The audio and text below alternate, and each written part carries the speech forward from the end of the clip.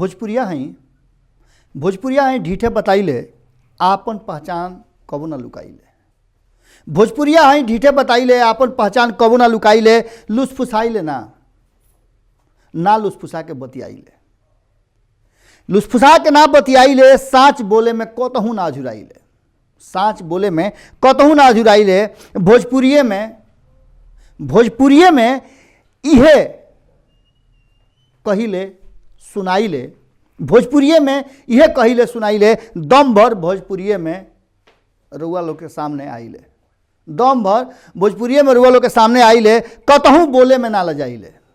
कतहूँ बोले में ना लजाइले। भोजपुरिये पगड़ियो बांध के आइले। भोजपुरिये पगड़ियो बांध के आइले। भोजपुरी से बड़ी करेजा आघाला। भोजपुरी से बड़ी करेजा आघाला। आ छूछे पेट रही लेनु तब हूँ भरल बुझाला। गोड़ लागतनी हियरा से अभिनंदन मारू के अपना कार्यक्रम जना के नाम हो खुटा ठोक के। अब बात कुछ अलगे चली ऐसे कि अब खाली छूछे मुँह झूठ के बिरवाई ना बुआई। भोजपुरी और भोजपुरिया लोग जम करके अब के हाली वोट दिले रहा सरकार बनावे खातिर और परिवर्तन खातिर। लेकिन अब एक करुआ परिवर्तन मान ली या जौन मान ली, लेकिन जौन स्थिति बा वो स्थिति से बड़ा असमंजस पैदा हो गई बा। जब राउर मुखिया असमंजस में होखस तो निश्चित रूप से लोग तो असमंजस में रहबे न करी।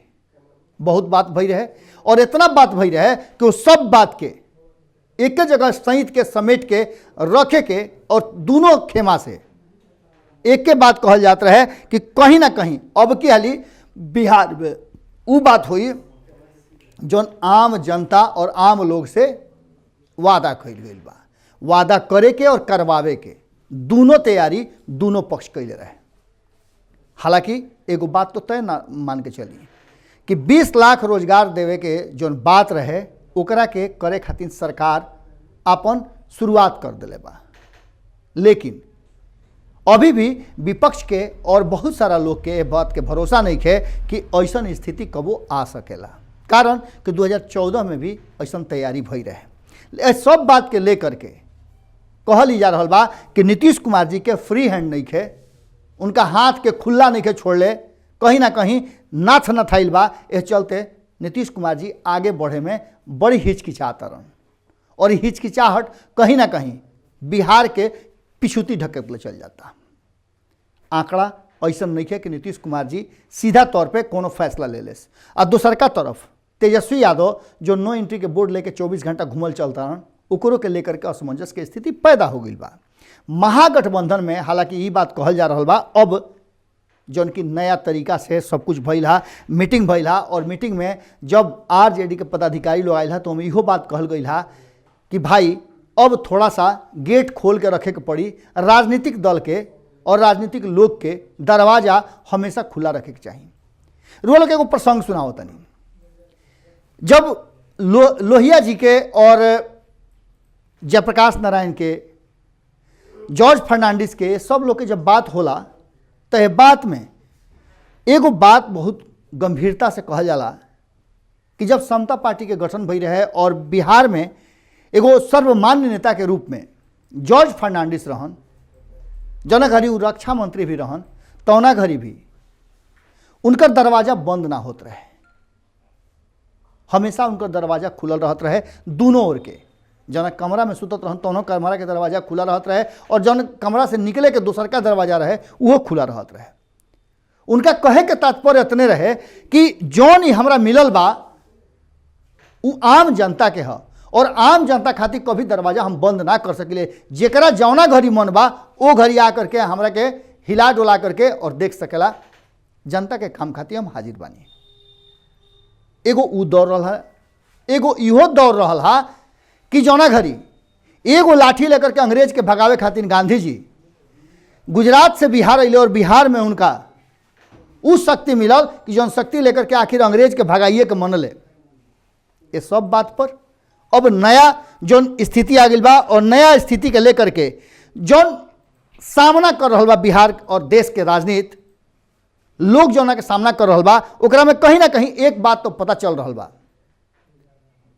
कि जौन वर्तमान राजनीतिक परिस्थिति बा ओकरा में उठा पटक ज़्यादा बा और एक दूसरा संगे राजनीतिक रूप से ना बल्कि व्यवहारिक रूप से आपस में घींच तान के काम शुरू हो गई बा। और यह कारण बा कि आम जनता के काम, आम जनता के जरूरत, आम जनता के जौन व्यवस्था बा ओकरा से कहीं ना कहीं धोखा हो रहा बा। ये सब बात के लेकर के जौन वर्तमान में बैठक भइल हा, वो बैठक में सीधा तौर पे एगो बात कहल गई हा कि अब आरजेडी के कार्यालय और महागठबंधन के बीच में कोनो तरीका के गेट बंदी, ताला लॉक या टाइम ना रही, जेकरा जब आवे के बा आके मिली और अपन बात रख सकेला। और तेजस्वी यादव का शुरुआत भी कर ले बड़े। महागठबंधन में एंट्री के लगभग महासेल लाग गई बा और एकरा के लेकर के कहीं ना कहीं कहल जा रहा बा कि नीतीश कुमार के खेला के खराब करे के और बिगाड़े खातिर पूरा व्यवस्था कई जा रहा बा।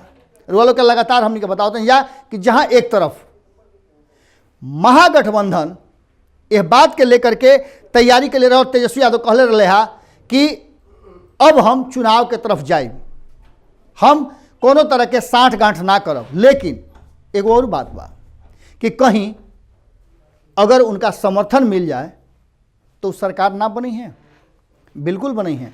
के ना चाहेला कि हम सरकार में शामिल हो जाएं।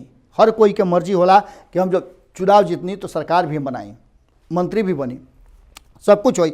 आंकड़ा के खेल में असल में बा। और आंकड़ा के खेल में एगो बात रुआ लोग के पता चलल हुई कि लगातार अब आपन दोनों हाथ खोल करके जहां नीतीश कुमार अपन दरवाजा बंद करे लागल बाड़े और नीतीश कुमार के संगे जाए वाला लोग के भी अब ये बात के खिसपित होके लागल बा कि बुलावत तो जरूर बाड़े लेकिन सम्मान नहीं खन देत। हाल फिलहाल में देखल कार्यकारिणी के बैठक भई, वो बैठक से जितना लोग नया एंट्री कर रहा सारा लोग के दूर रखल गई। यहाँ तक ले कि दरवाजा पर गई लोग के भी खदेड़ दिहल गई कि भाई तहारे में एंट्री नहीं खे। एक मतलब रुआ समझ सकता नहीं कि ये बात कहीं ना कहीं अब महागठबंधन के लोग के प्रेरित कैला सा कि जे कोई भी आवता ओकरा के वापस ले आवो, बुलावो, इज्जत सामान दो और आगे के रास्ता देखो। बहुत जल्दी और लगातार ये बात के चर्चा जम के चल रहा बा पूरे राजनीतिक माहौल में कि सरकार के जो समय बा समाप्ति के समय बा उ भी लगभग निश्चित हो गई बा। कोई कह रहा बा कि 2 महीना में होई, कोई 6 महीना में, कोई तो कह रहा बा कि बस दही चूड़ा रुआ खई नहीं आ सरकार गिरल। लेकिन खैर एकरा में आंकड़ा सबसे बड़ा चीज बा। आंकड़ा के गणित रुआ लोग के खाली बतैले रही। ये आंकड़ा के गणित में 243 सीट वाला जो बिहार विधानसभा बा ओकरा में कुछ पेंच फसल बा और वो पेंच जल्दिए सझुराए के बुझा रहा बा कि रास्ता निकल रहा बा। हालांकि नीतीश कुमार जी के तरफ से जौन बात कहल गई बा वो बात भारतीय जनता पार्टी अभी तक ले ओकरा के स्वीकार नहीं कैले। पहिलका स्वीकृति रहा कि 3 गो नीतीश कुमार के केंद्र में चाहिए, केंद्रीय मंत्रिमंडल में स्थान और 1 गो राज्य मंत्री, माने 4 गो सीट चाहिए। दूसर का बिहार में जौन एमएलसी के सीट बा ओकरा में आधा आधा के बंटवारा हुई। अब आधा में वो अपना भी रखो चाहे जरा के देवे होके देश, यानी 12 हो में से 6 गो नीतीश कुमार के चाहिए। एकरा आगे रुआ बढ़ी, एकरा आगे जब रुआ बढ़ो तो मंत्रालय में भी अब संख्या के आधार पर ना बल्कि आधा आधा हुई और एकरा के लेकर के अब बुझाता के भीतर में गधवा मिसान हुई। और एक गधवा मिसान में कहीं ना कहीं महागठबंधन और आरजेडी, कांग्रेस भी अब यह बात के तैयारी में लगल बा कि कहीं ना कहीं जो लोग इंतजार में रहे आरजेडी के बाहर के लोग और खास करके जदयू के जो लोग रहे, जदयू के नेता जो रहा जो ई सोच ले रहे कि अब के लिए उनका मंत्रिमंडल में जगह मिल जाई। और यह कारण बा कि नीतीश कुमार ये बात के जाना तारन कि जैसे ही मंत्रिमंडल के विस्तार हुई बहुत सारा नेता बाड़न जौन मन अपन कई तरह के बदल गई बाड़न, जना के ले करके कांग्रेस ये बात कहले भी रहे कि कम से कम 1 दर्जन से ज़्यादा लोग हमनी के संपर्क में बा जौन सरकार बनावे खातिर हिस्सेदारी खोज रहा बा। ये बात के कहीं ना कहीं श्याम रजक भी कहले रहन और श्याम रजक के कई लोग समर्थन भी कैले रहे। तिल सकरात यानी दही चूड़ा अब तकई के तक दिन अब निकचाइल बा। रुआ काल दही चूड़ा खाई और दही चूड़ा जब खा ले ओकरा बाद से सकरात के काम खत्म हो जाई और तब रुआ देखब कि का हो रहा बा, केकर दावेदारी कितना मजबूत रहा और केकरा के तूर के ले आवता। तूरे के तो बात आरजेडीए में कहले रहा भारतीय जनता पार्टी और एक समर्थन जदयू के लोग भी कैले रहा। अब अपन अपन कुनबा बचावे के, अपन अपन सरकार बचावे के और नया सरकार बनावे के कवायद शुरू हो गई बा सकरात रहल हा, सकरात के पेच फंसत रहा, वो पेच टूट गई, खुल गई। अब देखे के बा कि के कतना अपना के शक्तिशाली बनावता, केकर खूंटा मजबूती से गड़ाता। नो एंट्री के बोर्ड हटाओना इस सबसे बड़का एगो अपडेट रुआ लोग के सामने बा कि कहीं ना कहीं तेजस्वी यादव के समझावे में महागठबंधन और खास करके आरजेडी के नेता लोग सफल हो गई बा कि नो एंट्री के बोर्ड हटा दो और जे आवता ओकरा के रेला अपना के यहाँ रख, अपना के यहाँ बोलाव, अब बोला करके मजबूत खूंटा गाड़े के तैयारी करो। आज ये विराम देता नहीं, अब तक सकरात खत्म हो गई। ढेर चीज़ वो लोग के समझ में आई और ढेर चीज़ जब समझ में आई तो इतना बात बा कि सरकार के एक एक इंच के खबर हमनी के रुआ लोग भी पहुँचावत रह जा। फिर कल भेंट हुई, गोड़ लागत नहीं। अगर ये वीडियो पसंद आई और वह बिहार के राजनीति और बिहारियत से सरोकार रखेनी तो सब्सक्राइब बटन दबा के चैनल के सब्सक्राइब कर ली। ओजे एगो घंटी बा, ओकरा बटन दबा देला से कुल सटीक और मारक खबर रुआ मुफ्त में मिल जाई। अगर रुआ पत्रकारिता के हमनी के नया प्रयोग में सहयोग कर चाहतानी तो ज्वाइन बटन दबा दी। पेटीएम नंबर नोट कर ली 9386816700। धन्यवाद।